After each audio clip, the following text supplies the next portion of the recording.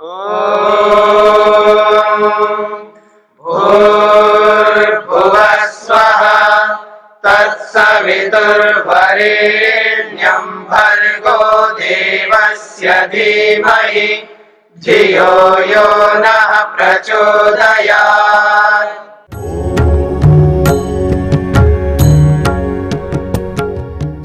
प्रश्न को यह समझना है आपको, जो वस्तु व्यापक होती है उस वस्तु में गति नहीं हो सकती है।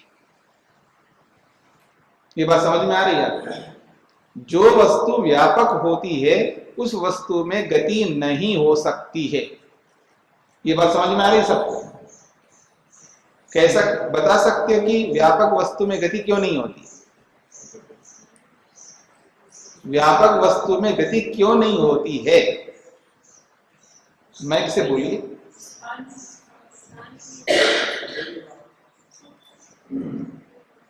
हाँ जी, वो सब जगह व्यापक है। कहीं स्पेस खाली नहीं, तो खाली होता है तभी गति करती है कोई वस्तु। वो सब जगह है तो गति का स्थान ही नहीं। हाँ, मतलब जो वस्तु व्यापक है, जब व्यापक का अर्थ ही ऐसा कोई खाली जगह है ही नहीं, तो जब खाली जगह है ही नहीं है तो गति करने के लिए जगह ही नहीं है, तो कैसे गति करेगी? यही बात है ना। तो कह रहा है वो व्यापक है फिर भी वो गति करता है,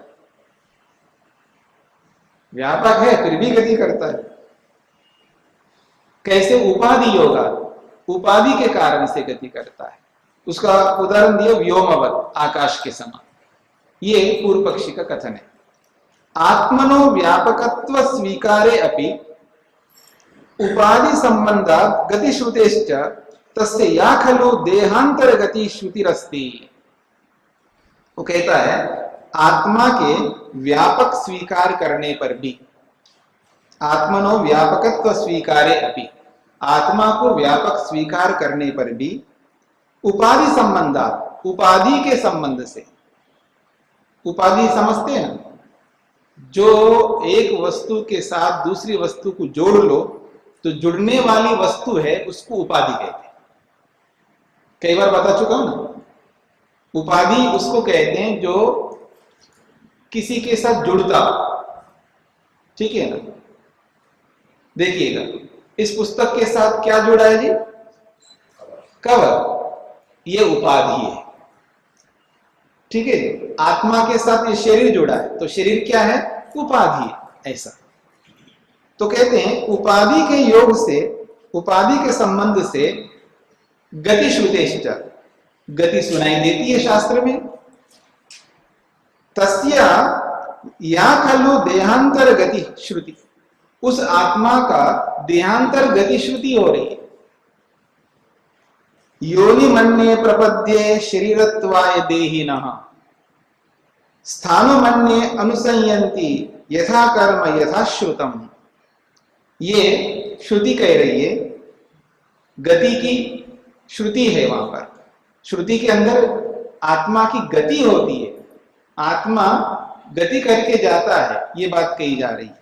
क्या? योनिम अन्ये प्रपद्यन्ते, अन्य कुछ आत्माएं योनिम प्रपद्यन्ते, कुछ ऐसी योनि को प्राप्त करते हैं। शरीरत्वाय देहिना, देहिना का मतलब है देहधारी आत्मा। शरीरत्वाय, शरीर को प्राप्त करने के लिए अन्य योनिम प्रपद्यन्ते, कुछ ऐसी योनि को प्राप्त करते हैं जिस योनि में हम जाना चाहते हैं। और स्थानमन्ये अनुसंयन्ति, और कुछ आत्माएं ऐसी है वो स्थानु, स्थानु कहते हैं, स्थानु जो है वो ठहरने वाले, गति नहीं करते, एक ही जगह ठहरे रहते हैं, कहीं गति ही नहीं कर सकते। जैसे वृक्ष है, वनस्पति है, औषधि है, विरुद्ध है, गुल्म है। ठीक है? तो ये सब स्थानु है, एक ही जगह रहते हैं, गति करते नहीं। तो अन्य है कुछ लोग स्थानम अनुसंयन्ति, वो वृक्ष वनस्पति आदि योनि को प्राप्त होते हैं। क्यों? यथा कर्म यथा श्रुतम, जैसे जैसे उनके कर्म होते हैं और जैसे जैसे उन कर्मों के आधार पर जैसी जैसी योनि सुनी जाती है, वैसी वैसी योनि को प्राप्त होते हैं। ये श्रुति कह रही है। तो गति तो सुनाई दे रही है शास्त्र में, तो व्यापक होते हुए भी गति उनमें होती है। इति गतिश्रुते देहरूप उपाधि संबंधात संभव। इस प्रकार की गति की श्रुति होने के कारण से ये जो देह रूपी उपाधि है, यानी शरीर रूपी उपाधि है, इस शरीर रूपी उपाधि से संबंध होने से आत्मा संभव, उसमें गति संभव है। तस्य आत्मनो देहांतर गति संभवती, उस व्यापक आत्मा में देहांतर गमन करने की गति संभव हो सकती है। दूसरे शरीर को प्राप्त करने के लिए गति उसमें हो रही है, उपाधि के कारण से हो रही है, ऐसा हम कहना चाहते हैं। कथम, इस बात को कैसे सिद्ध कर सकते हो आप? तो कहते हैं व्योमवत् यथा आकाशो व्यापक, व्योम कहते हैं आकाश को, जैसे आकाश व्यापक है, घटादि उपाधि योगा यत्र तत्र गतिमान भवति। तो जैसे आकाश, आकाश भी व्यापक है, पर व्यापक होता हुआ भी घटादि उपाधि योगा, घड़े आदि उपाधियों के कारण से। अब देखिएगा, घड़ा लाइए आप, तो घड़े के अंदर आकाश है या नहीं है ना? घटाकाश कहते हैं उसको। और मठ, मठ ले आइए, मठ का मतलब मकान, कमरा लाइए, मठाकाश। पट लाइए, वस्त्र, पटाकाश। मठाकाश, पटाकाश, घटाकाश, ऐसे उनका प्रयोग होता है। अब घड़े लाइए, घड़े में आकाश है या नहीं है? बोलो जी, है? उस घड़े को यहां से उठा करके वहां रख दो, आपने यहां से उठा के मार कर, तो आकाश में गति नहीं हो रही है। घड़े के कारण से, घड़ा जो है उपाधि है आकाश का, क्योंकि आकाश के साथ घड़ा जुड़ा हुआ है, तो घटाकाश है, घड़े का आकाश है। अब उस घड़े को यहां से उठा करके वहां डालो, तो जैसे घटाकाश में गति हो रही है, पटाकाश में वस्त्र। अब कपड़े ले आइए वहां से उठा करके, कहां रखा है जो थान, थोड़ा इधर ले आना, अब ले आए वहां से उठा करके, और उस थान में जो आकाश है वो आ गए यहां पर, पकड़ में आया। तो घटाकाश, मठाकाश, जैसे इनमें उपाधि के कारण से गति होती है, यत्र तत्र गतिमान भवति, जहां कहीं भी ये इनकी गति हो सकती है।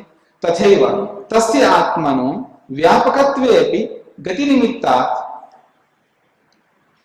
तथैव उसी प्रकार तस्य आत्मना, उस व्यापक रूपी जो आत्मा है, व्यापक होता हुआ भी गति निमित्तात्, गति का निमित्त वहां उपलब्ध है, उपाधि, उस उपाधि के कारण से उसमें गति होती है। भोगस्य देश काल लाभो भवति, और भोग का देश और काल के साथ संबंध हो जाता है।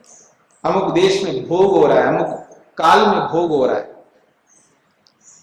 अतः इत्यतः आत्मा विभुर मंतव्य, इसलिए आत्मा को विभु मान लो, व्यापक मान लो। जीवात्मा की बात कर रहे हैं, शरीरधारी आत्मा के लिए बात कर रहे हैं, उसको विभु मान लो, कोई आपत्ति नहीं है। विभु होता हुआ भी, व्यापक होता हुआ भी उसमें गति होती है, वो उपाधि के योग से, ऐसा मान लो, ऐसा वो कहना चाहता है। स्पष्ट हो रहा है प्रश्न?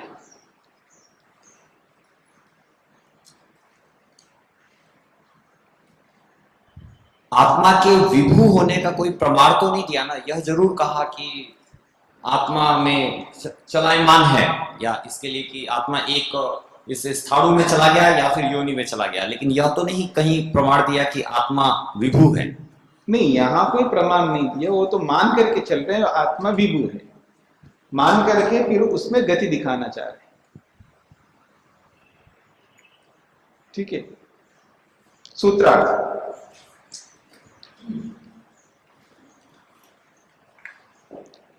आत्मा को व्यापक मानने पर भी, आत्मा को व्यापक मानने पर भी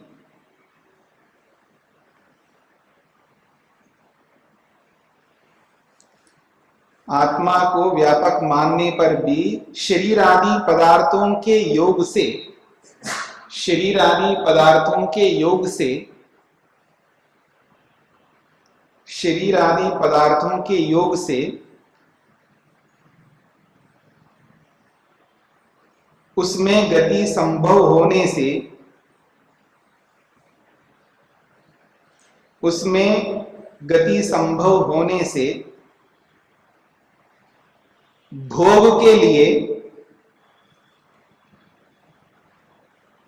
भोग के लिए देश और काल की प्राप्ति हो जाएगी। भोग के लिए देश और काल की प्राप्ति हो जाएगी आकाश के समान।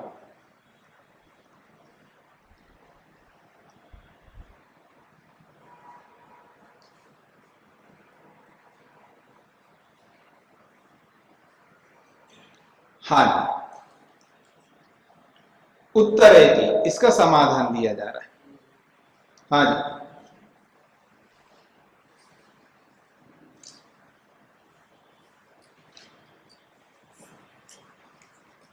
ये जो स्वामी जी आकाश के समान हम लिखाए हैं, तो यहाँ आकाश व्यापक आकाश बोलेंगे या मठाकाश के समान? आकाश को आकाश ही है, व्यापक है। शरीर आदि पदार्थों के योग से उसमें गति संभव हो गई जी तो आकाश का उदाहरण दे रहे हैं, तो आकाश तो व्यापक है जी। तो गति के लिए तो हमको वो उदाहरण देना पड़ेगा कि जैसे मठाकाश में गति है, ठीक उसी तरह शरीर में जो आत्मा है उसमें गति है। नहीं, आप कहना क्या चाहते हैं? आकाश के समान? नहीं, आकाश को तो समझते हैं ना हम सब लोग, जी सब आकाश को समझते हैं और मठाकाश को, पटाकाश को भी समझते हैं। उनके उपाधि के योग से उसमें भी गति दिखाई दे रही है, तो उसी के समान आत्मा व्यापक होता हुआ भी उपाधि के योग से वो भी गतिमान होता है, ये सिद्ध करना चाह रहे हैं। आकाश में भी हम उपाधि दिखाएंगे तब गति होगी, ये हम कहना चाह रहे हैं। हाँ, तो आकाश में उपाधि दिखा रहे हैं ना हम लोग, घटाकाश, मटाकाश, हाँ, पटाकाश। तो सूत्रार्थ में जो आपने दिखाया आकाश के समान, तो वो आकाश में मठाकाश के समान, ऐसा मेरा अभिप्राय है। मतलब आकाश में स्थित घटाकाश के समान, ऐसा कहूं? जी, तो एक ही बात है, वो तो कोई बात नहीं, वो तो स्पष्टीकरण आप कर लीजिए। आत्मा को व्यापक मानने वाले लोग होते हैं क्या? ऐसे प्राणी हैं जो? ऐसे बहुत सारे प्राणी हैं। तो यानी हमारे और आपके बीच में भी आत्मा है। हमारी आत्मा कहाँ तक है? नहीं, आपकी आत्मा मेरी आत्मा अलग अलग नहीं है। मेरी आत्मा आपकी आत्मा एक ही, ऐसा मानते हैं। आत्मा को तो एक ही मानते हैं ना। और इसके अलावा कोई ईश्वर भी है या फिर ईश्वर नहीं है? नहीं, वो भी यही है, ये भी वही है, सब एक ही है। ब्रह्म सत्यम वाली स्थिति है। आत्मा तो एक ही मानते हैं ना, वो आत्मा को एक ही मानते हैं, बाकी सब उपाधियां हैं ये मानते हैं। साथ चर्चा करना उचित है क्या? हमको दुख अलग होता है, आपको दुख अलग होता है, फिर सबको एक ही आत्मा मानना तो वो तो उपाधि के कारण से हो रहा है आपको दुख। उनके पास एक ही उत्तर है ना, उपाधि के कारण से हो रहा है आपको दुख। आपकी उपाधि अलग है, मेरी उपाधि अलग है, तो आपको उपाधि के कारण से दुख हो रहा है। जब मेरी उपाधि के कारण से होगा तो मेरे को होगा, आपको होगा। वो उनका उत्तर यही होगा, क्योंकि उनका अस्त्र जो है वो उपाधि है। जी चलें, उत्तर है कि इसका समाधान दिया जा रहा है। स्वामी जी, जी, ये आत्मा स्वरूप की दृष्टि से तो एक है, लेकिन संख्या की दृष्टि से तो अनेक है। फिर बोलिए। आत्मा स्वरूप की दृष्टि से एक है, सबकी एक है आत्मा। जितने भी हम यहाँ बैठे हैं सबकी एक ही जैसी आत्मा है। स्वरूप की दृष्टि का मतलब समझाइए।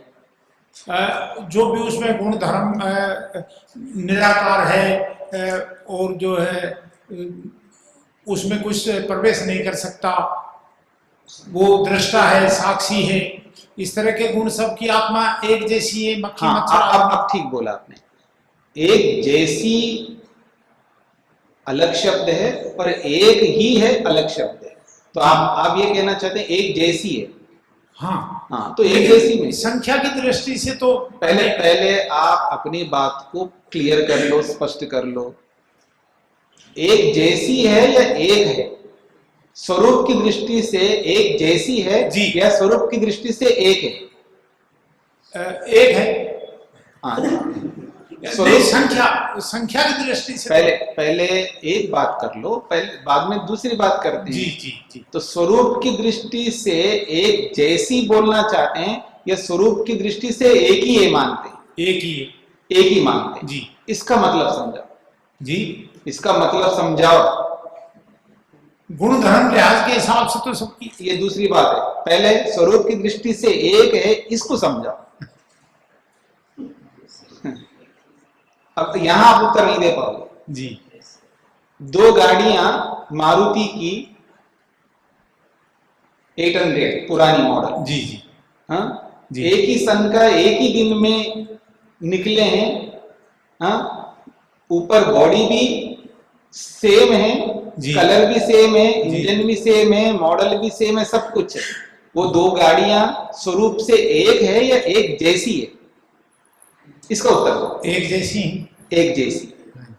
तो वहां जब एक जैसी बोल सकते हो, हाँ तो आप अपनी जगह बैठे हो, मैं अपनी जगह बैठा हुआ हूं, हाँ आप भी देख रहे हो, मैं भी देख रहा हूं, जी।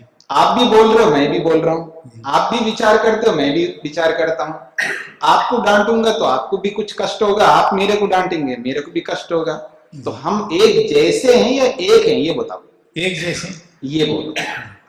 अब आप रास्ते पे आ गए ना, तो हम सब स्वरूप से एक जैसे ना कि एक है। हाँ जी एक जैसे, हाँ एक जैसे, इसमें कोई आपत्ति नहीं जी। वो संख्या की दृष्टि से अनेक है। जब एक जैसे हैं तो वो उसी में संख्या की दृष्टि से भी अनेक सब आ जाएंगे। एक जैसी में अपने आप सब कुछ आ जाएगा। हाँ इस बात को समझ लो, स्वरूप से एक जैसी बोलते ही सब कुछ आएगा जो आप कहना चाहते हैं। उसके लिए फिर अलग से संख्या की दृष्टि से अनेक ये बोलने की जरूरत नहीं है। अब दो गाड़ियों के बारे में उदाहरण दिया ना जी। अब वहां ये दोनों एक जैसी जी। बोलने में ये अपने आप समझ में आएगा ये दो हैं। उसके लिए नहीं जी ये एक जैसी है इसलिए ये दो हैं, ये बोलने की जरूरत नहीं है। मेरी बात समझ रहे हैं आप? एक जैसी में बहुसंख्या मिली हुई। हाँ जी, एक जैसी बोलना अपने आप में बहुत है जी, अनेक है इसका ये मतलब होता है जी। ठीक है स्वामी जी। हाँ जी स्वामी जी, शास्त्रों में दो आकाश की चर्चा हुई है, दो प्रकार के आकाश हैं। जी। तो एक जो आकाश हमें दिखाई दे रहा है, दिखाई जो हमें आकाश स्पेस खाली स्थान दिखाई दे रहा है, हाँ हाँ एक तो ये आकाश है। हाँ। दूसरा कौन सा है? नहीं आपको आकाश कौन सा दिखाई दे रहा है? जो एक खाली स्थान है। मतलब क्या दिखाई दे रहा है आपको?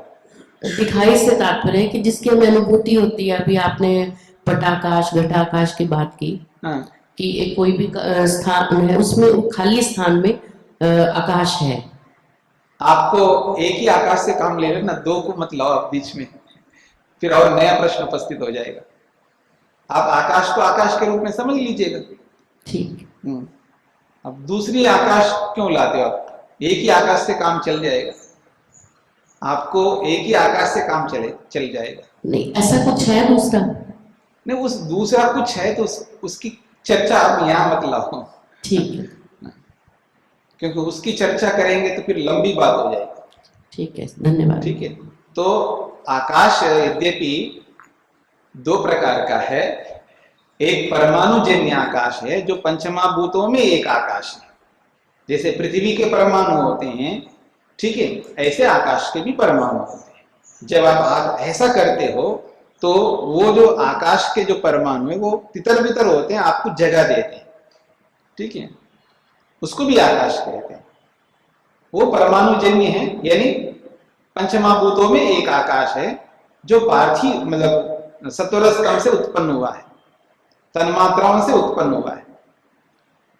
और जो आकाश है वो वस्तु नहीं है, वो कोई वस्तु नहीं है, तत्व नहीं है, वो अवकाश है, वो अलग है, वो शून्य है, उसमें वो कोई सत्तात्मक पदार्थ नहीं है।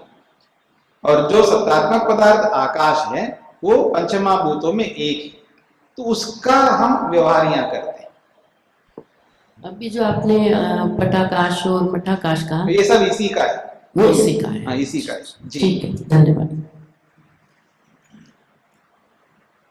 अब इसका उत्तर समझ लीजिएगा। अनधिष्ठितस्य पूति भाव प्रसंगात न तस्सिद्धि। कहते हैं अनधिष्ठितस्य पूति भाव प्रसंगात, आत्मा व्यापक सन देह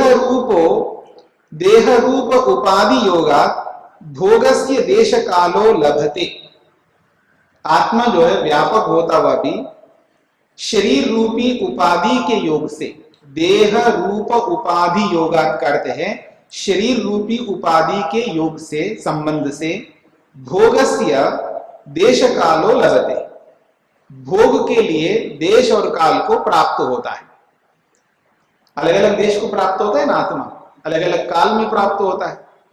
स्याद एतद् देह रूप उपाधि प्राप्ते अनंतरम, ये तब हो सकता है शरीर रूपी उपाधि की प्राप्ति होने के बाद में। परंतु उत्पद्यमानस्य देहस्य अनधिष्ठितस्य आत्मना अनधिष्ठितस्य पूति भाव प्रसंग गलितत्व प्रसंगो भवेत्। पर हमारा कथन ये है, ये शरीर रूपी उपाधि की प्राप्ति होने के बाद ये स्थिति हो जाएगी। यानी शरीर प्राप्त हो गया तब आत्मा को किसी देश में भोग होगा, किसी काल में भोग होगा। लेकिन हमारा प्रश्न ये है उत्पद्यमानस्य देहस्य, जो शरीर उत्पन्न हो रहा है, ठीक है ना, शरीर उत्पन्न हो रहा है, तो शरीर उत्पन्न हो रहा है इसका मतलब है आत्मा का योग अभी नहीं है। आत्मा का योग तब होगा जब शरीर तैयार हो।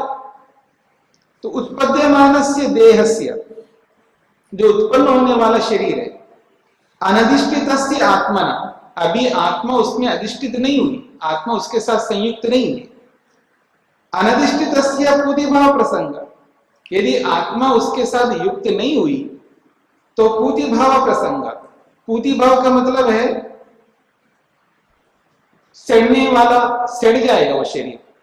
आत्मा अगर वह नहीं है और शरीर बन रहा हो तो शरीर बन ही नहीं सकता, पहली बात वो तो सड़ जाएगा। गलित प्रसंग, और गलित हो जाएगा यानी गल जाएगा, बिना आत्मा के शरीर गल जाएगा और पूति से युक्त हो गया यानी दुर्गंध से युक्त हो जाएगा। एक तो दुर्गंध से युक्त हो जाएगा और गलना सड़ना से युक्त हो जाएगा, यानी विकृत हो जाएगा, शरीर बन ही नहीं पाएगा बिना आत्मा के। तस्मा न आत्मनो व्यापकत्व सिद्धि, इसलिए आत्मा की व्यापकत्व की सिद्धि नहीं होती। तथा व्यापकत्व देह उपाधि योगात् गति स्वीकृत्य योग सिद्धिश्च न भवति, भोग सिद्धिश्च न भवति। वो कहते हैं फिर व्यापक से, व्यापकत्व को लेकर के शरीर की उपाधि के योग से उसमें गति होती है, उस गति को स्वीकार करके भोग की सिद्धि करते हो, ये सारी बातें सिद्ध नहीं हो सकती। आत्मा को व्यापक मानोगे तो ये बातें सिद्ध नहीं होंगी, न तो भोग की सिद्धि होगी और न गति सिद्ध होगी और न ही शरीर का निर्माण हो पाएगा अगर आत्मा को व्यापक मानोगे। ये कहना चाहते हैं। ये बात पकड़ में आ रही है, क्योंकि शरीर के उपाधि यानी उपाधि के योग से ही उसमें गति मान रहे, ठीक है। उपाधि तब होगी ना जब उपाधि तैयार हो जाएगा। उपाधि का मतलब शरीर, शरीर तैयार होगा तब आत्मा के साथ जुड़ेगा, तब उसमें गति होगी। और शरीर अब तो बन रहा है, तब तो आत्मा का योग नहीं है। निर्माण को प्राप्त होने वाला शरीर में तो आत्मा का योग तो है ही नहीं।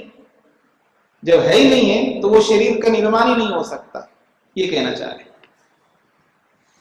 क्योंकि उसका सिद्धांत है उपाधि के योग से गति होती है, यानी उपाधि बाद में जुड़ रही है, उपाधि बाद में जुड़ रही है, पहले बन के तैयार हो जाए फिर भगवान के साथ जुड़े तब उसमें गति हो।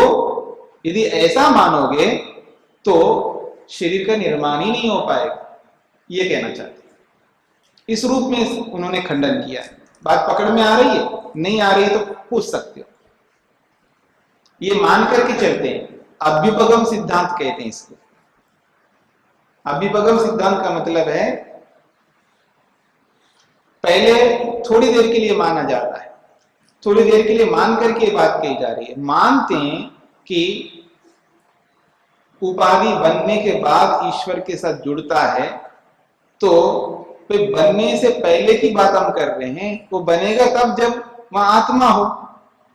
आत्मा के बिना बन नहीं सकता, और फिर शरीर बन के तैयार होगा तब आत्मा के साथ जुड़ता है। ये तो विरोधी बात हो गई ना, ये कहना चाहते हैं। इससे ये सिद्ध करना चाहते हैं आत्मा व्यापक नहीं है, वो एक देशी है, और आत्मा वहां उपस्थित हो जाए तभी शरीर का निर्माण प्रारंभ होगा। बिना आत्मा की उपस्थिति के शरीर का निर्माण नहीं हो सकता, क्योंकि गलना, सड़ना, दुर्गंध आना ये सब हो जाएगा और मुश्किल हो जाएगा, जीना आराम कर देगा वो, ये कहना चाहते हैं स्वामी जी। जी। तो इसका मतलब तो ये है जो गर्भ में भ्रूण विकास तो तभी शुरू होगा जब आत्मा उसमें मिल रही होगी, आत्मा के संपर्क में। जी हाँ, जी हाँ, जी। आत्मा की उपस्थिति में ही विकास प्रारंभ होता है। जी जी। सूत्रार्थ। पहले दिन से ही आत्मा होती है। हाँ जी, पहले दिन से ही आत्मा हो जाती है। पहले दिन से कहिए या कोई से दिन से कहिए, जैसे ही गर्भ स्थापित हो गया तो वहां आत्मा का होना अनिवार्य है, क्योंकि गर्भ स्थापित होते ही निर्माण की प्रक्रिया शुरू होती है। वो मतलब इतना समय का इतना सूक्ष्म अंश होता है ना, उसकी हम ये नहीं कह सकते कि ये अब गर्भ स्थापित हो गएगी, अब आत्मा आ गएगी, ये भाषा नहीं चलेगी। गर्भ स्थापित होगा इसका मतलब आत्मा आ गया, उसके लिए कोई टाइम नहीं लगता है। तो भगवान है, सर्वव्यापक है, तत्काल तैयार है वो। आप कर्म किए नहीं, कर्म करते ही वहां आत्मा को स्थापित कर दिया, बस। कर्म सक्सेस हुआ है तो हाँ, कर्म सक्सेस हुआ है तो आत्मा को तुरंत वहां स्थापित करेगा, और कर्म सक्सेस नहीं हुआ, यानी कर्म ठीक से नहीं किया, तो वहां आत्मा को स्थापित नहीं किया। इसलिए कितने लोग हैं जो कर्म करते रहते हैं लेकिन गर्भ स्थापित होता नहीं है, परेशान रहते हैं। ठीक है, ये बात है। सूत्रार्थ।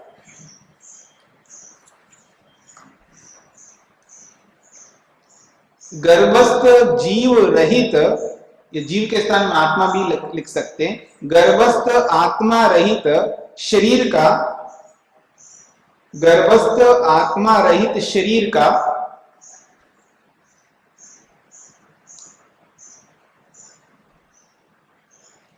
गलितत्व का प्रसंग होने से, गलितत्व का प्रसंग होने से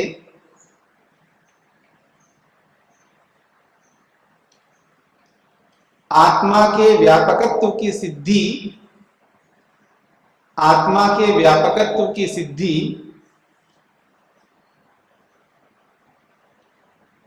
आत्मा के व्यापकत्व की सिद्धि और उसके आधार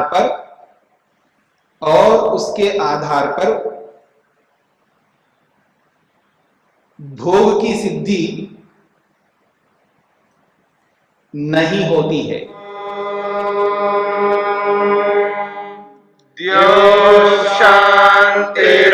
शांतिरंतरिक्षं शांतिर्पृथिवी शांतिरापः शांतिरोषधयः शांतिः वनस्पतयः शांतिर्विश्वे देवाः शांतिर्ब्रह्म शांति सर्वं शांति शांतिरेव शांति क्षमा शांतिरेधि।